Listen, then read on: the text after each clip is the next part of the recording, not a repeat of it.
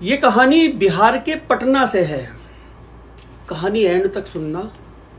जब कहानी सुनोगे तो समझ में आएगा कि कोई इंसान जब कुछ ठान ले करने की तो वो अंजाम की परवाह नहीं करता। खासकर कौन? कहानी सुन के आप खुद समझ जाओगे। खैर, कहानी पे आते हैं। अपनी कहानी ज़रा विस्तार से।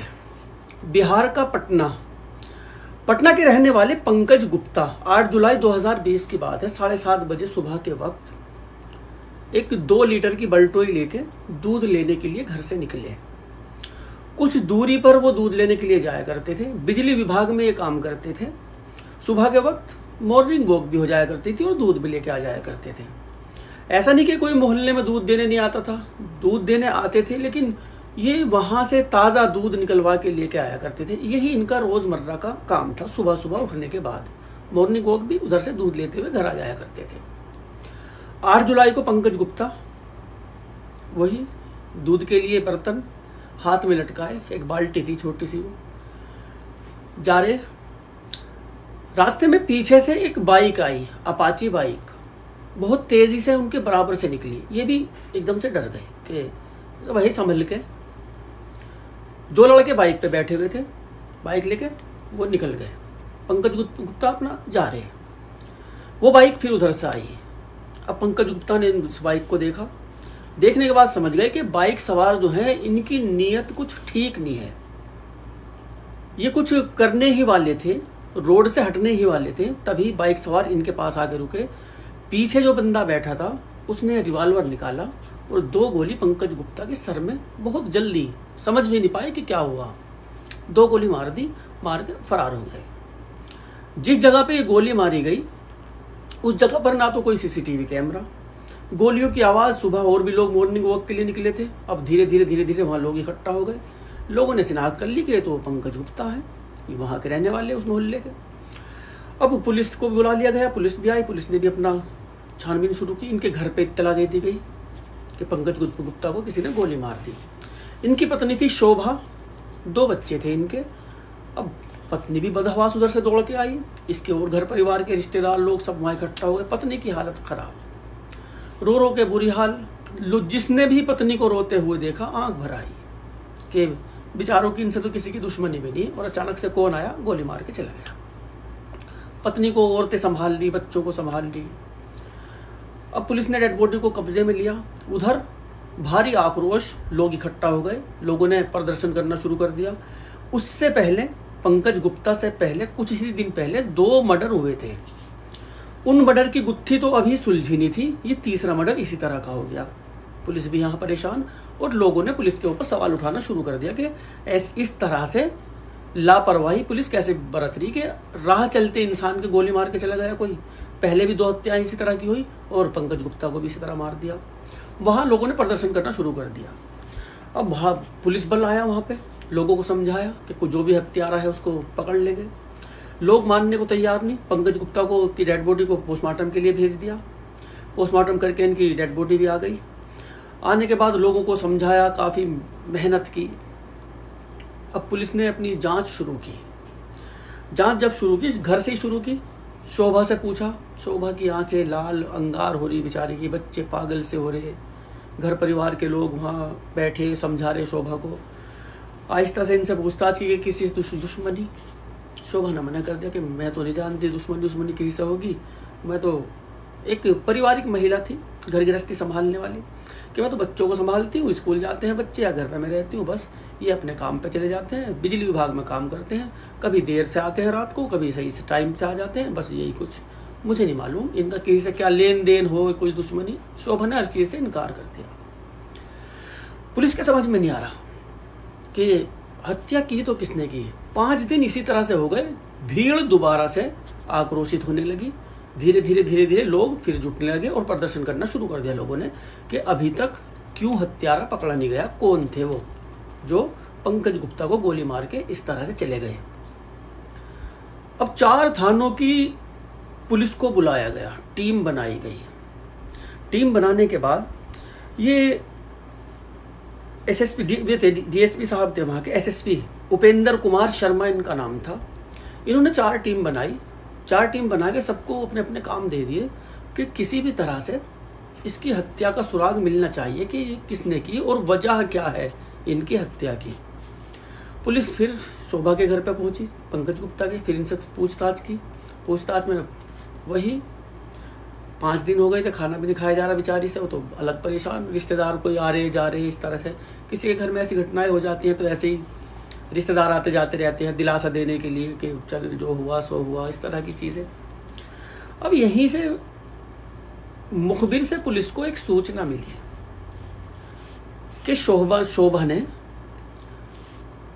3.25 लाख रुपये सिंडिकेट बैंक से निकाले हैं। पुलिस को शोभा के ऊपर शक होना शुरू हुआ कि इस 3.25 लाख रुपये का शोभा ने किया क्या। और वो जो रुपये निकाले गए वो रुपये हत्या से 2 दिन बाद निकाले गए। कोई महिला, किसी के पति का ऐसे देहांत हुआ, मर्डर हो गया, और वो 3.25 लाख रुपये निकाल के लेके आ रही बैंक से। जाहिर सी बात है, शक होना पक्का है। अब पुलिस ने बैंक से भी संपर्क किया, पूछताछ की कि हाँ 3.25 लाख रुपये लेके गए। अब शोभा के जो फ़ोन है, फ़ोन नंबर की कॉल डिटेल वगैरह निकलवाई गई। पता लगा शनि नाम के किसी बंदे से शोभा बात करती है, काफ़ी लंबी लंबी इनकी बातें होती हैं और काफ़ी वक्त से बात होती है। घटना वाले दिन भी शोभा ने उस नंबर पे काफ़ी देर तक कई बार कॉल की, उधर से भी कॉल हुई, इधर से भी कॉल हुई। शनि के बारे में पता किया, शनि कौन है। एक भगवानपुर इलाका पड़ता है वहाँ, वो भी वहीं का रहने वाला, जहाँ की ये शोभा रहने वाली थी, ये पंकज गुप्ता रहने वाले थे, उसी मोहल्ले का रहने वाला। पुलिस ने शनि को उठा लिया, इस लड़के को। इस लड़के को से पूछताछ की और तथ्य इकट्ठे किए, सबूत इकट्ठे किए। इस लड़के को उठा के इससे पूछताछ की। इसने शोभा का नाम लिया, शोभा को भी पुलिस ने उठाया। जिस वक्त शोभा को पुलिस गिरफ्तार करने के लिए आई तो मोहल्ले के लोग इकट्ठा हो गए कि भाई इसको क्यों ले जा रहे, इसकी क्या गलती है। पुलिस वालों ने समझाया कि सब समझ में आ जाएगा क्या गलती क्या नहीं, तुम ले जाने दो। रिश्तेदार थे उनके, काफ़ी झोलम झुट्टा हुआ इस मामले में। शोभा को लेके ये अपना थाने में। अब इन दोनों से सख्ती से पूछताछ हुई। जब सख्ती से पूछताछ हुई, इन्होंने गुनाह कबूल कर लिया कि शोभा ने 3.25 लाख रुपये में सुपारी दी थी अपने पति को मरवाने की। सुपारी जिनको दी थी वे 5 लड़के थे। उन 5 में ये दोनों भी शामिल थे, सनी और शोभा। और ये जो 5 लड़के थे, मुकेश, मनीष कुमार, एक मोहित कुमार, एक राजा सिंह, एक आयुष, ये 5 लड़के इसमें शामिल थे इस हत्या को करने में। सब ये क्रिमिनल टाइप के थे। पुलिस ने छापेमारी की, एक के बाद एक घरों में इनके लोगों को, सबको इनको उठाया। कोई कहीं से मिला, कोई कहीं से मिला।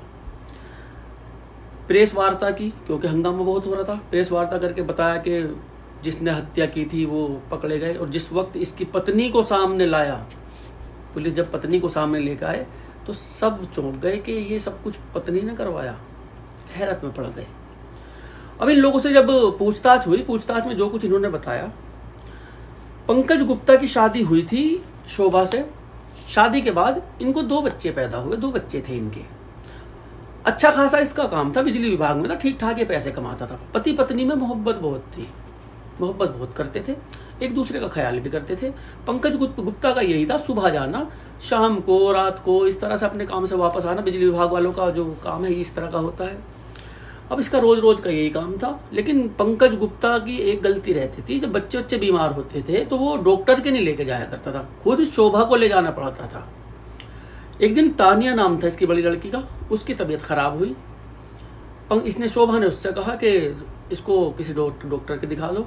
इसने कहा मुझे काम है बहुत सारा, तू दिखा के लिया, तू तो घर पे रहेगी, तू दिखा के लेके आ जा, मैं अपना काम निपटा लूँ। वहाँ से बेकार में बड़े अफसरों की शिकायत आएंगी, क्या फ़ायदा। अब सरकारी काम वालों का तो यही काम है। शोभा नर्सिंग होम इसको लेके गई। जिस नर्सिंग होम में इसको लेके गई, उसी नर्सिंग होम में ये शनि नाम का लड़का, इसको गोलू कहा करते थे प्यार से, शनि उर्फ गोलू, ये भी वहाँ किसी को दिखाने के लिए गया था। वहाँ इनकी बातें हुई। बातों बातों में पता लगा दोनों एक ही मोहल्ले के रहने वाले हैं। अब वो पहली बार गई थी, वो भी पहली बार ही गया था। 21 साल का ये लड़का, ये 28 साल की एक महिला, अपना दवाई वाई लेके घर पे आ गई। 2-3 दिन की वो दवाई थी, 2-3 दिन के बाद ये फिर अपना दवाई लेने के लिए नर्सिंग होम पहुंची। इत्तेफाक से ये शनि भी उसको वहीं पे मिला। बेटी को लेके 2-3 बार ये अपना वहां पे गई दवाई लेने, इत्तेफाक से शनि भी वहीं पे मिला। इनकी और बातें हुई, बात मुलाकात में नंबर शेयर हो गए। अब शनि जो है ये शोभा को पसंद करने लगा। शनि की बातों में शोभा को भी आनंद आता था, अपना ये भी बातें करनी शुरू कर दी। अब इनकी फ़ोन पे बातें होनी शुरू। अभी पंकज गुप्ता तो सुबह निकलते थे, शाम को आया करते थे, शाम को रात को। शोभा इस शनि को घर पे बुला लिया करती थी और बंद दरवाजे के पीछे वही अपनी रंगरलिया चलती थी। अब इस रंगरलिया मनाने के खेल में ये समझते थे कि किसी को नहीं, कुछ इस चीज़ के बारे में किसी को कोई खबर नहीं है। जो हर प्रेमी सोचता है, प्यार करने वाला ये सोचता है कि हमारे बारे में किसी को नहीं खबर, लेकिन ये चीज़ें ऐसी होती हैं, उड़ते उड़ते ये खबरें कहीं की कहीं पहुंच जाती हैं। ऐसे ही मोहल्ले वालों को शक होना शुरू हुआ कि ये लड़का अचानक से इसके घर इतना आना जाना क्यों शुरू हुआ और कई कई घंटे घर में रहता है।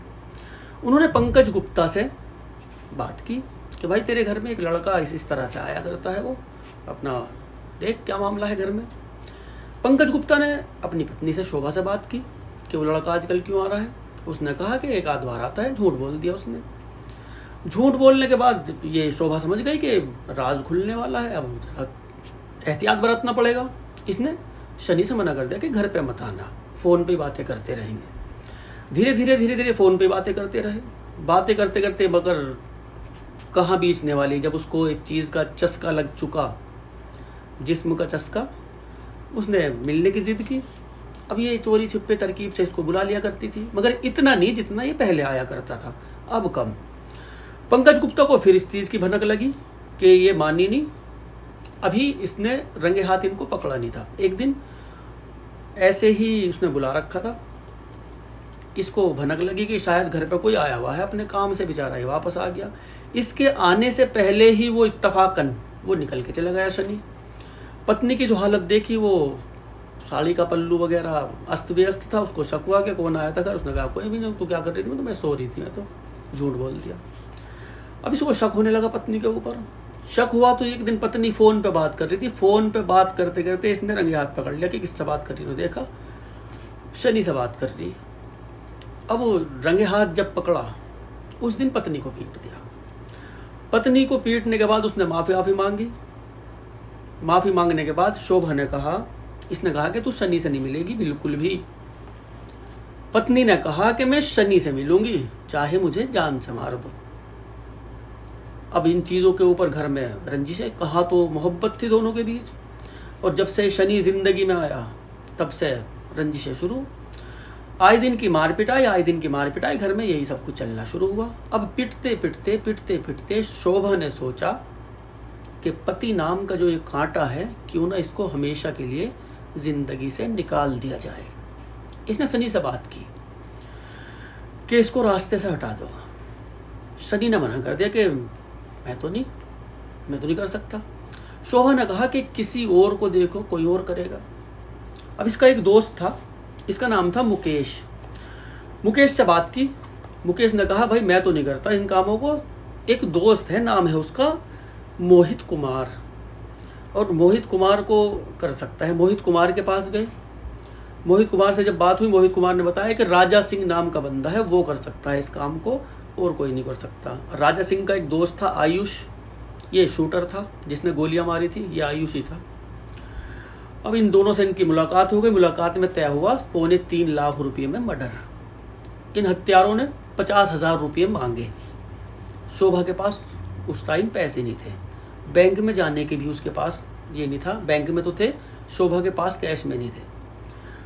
मैंने कहा था शुरू में ही कि कोई भी कुछ कर गुजरने को जब तैयार हो जाए, खासकर महिला, जब वो ठान लेना कि ये करना है तो उसको करना ही है। शोभा ने क्या किया, सोने के झुमके थे इसके 45,000 में, तो सोने के झुमके बेचे। 5,000 इसके पास रखे हुए थे, 50,000 रुपये करके इन लोगों को इसने दे दिए। 50,000 में शोभा ने कहा था कि गोली की आवाज़ मेरे कानों तक आनी चाहिए जब तुम उसको गोली मारोगे। इतनी खुन्नस खाई हुई थी उससे। अब आए दिन जब किस टाइम उसका जाना, किस टाइम उसका आना, ये सब कुछ शोभा उनको बताती रहती थी कि इस टाइम घर आते हैं, इस टाइम जाते हैं, इस टाइम दूध लेने के लिए जाते हैं, ये सब कुछ बताया। उस दिन भी जिस वक्त वो दूध लेने के लिए घर से निकले 8 जुलाई को, शोभा ने शनि को फ़ोन कर दिया कि वो निकल गए। शनि ने उन दोनों को फ़ोन कर दिया, वे बाइक पे बैठे अपना चल पड़े। पीछा किया थोड़ी देर, उन्होंने बाइक निकाली, उधर से आते वक्त दोनों ने राजा सिंह जो था ये बाइक चला रहा था, आयुष पीछे बैठा हुआ था जिसने गोली मारी। दोनों ने गोली मारी, मार के दोनों फरार हो गए। 2 बच्चे, माँ जेल में, बाप को माँ ने खुद मरवा दिया। अच्छा, ऐसी माँओं के बारे में जो ये बच्चे होते हैं हमारे, अपनी पूरी ज़िंदगी किस तरह से याद करेंगे अपनी माँ को कि हमारी माँ ने हमारे बाप को मरवा दिया था। क्या गुजरेगी ज़िंदगी भर, उनके यार दोस्त उनको ताना देंगे कि भाई तेरी माँ तो ऐसी थी। कोई भी कह देता है मुँह उठा के कि तेरी माँ तो ऐसी थी, तेरी माँ ने तो अपने पति को ही मरवा दिया था। सारी ज़िंदगी जलालत झेलनी उनको, सारी ज़िंदगी। इसका सपना था शोभा का शनि से शादी करने का। जब ये सब कुछ हो गया मामला, ये गिरफ्तार हो गए, तो शनि ने भी मना कर दिया इससे कि मैं तुझसे शादी नहीं करने का। ना इधर की रही ना इधर की रही, पति को खुद मरवा दिया।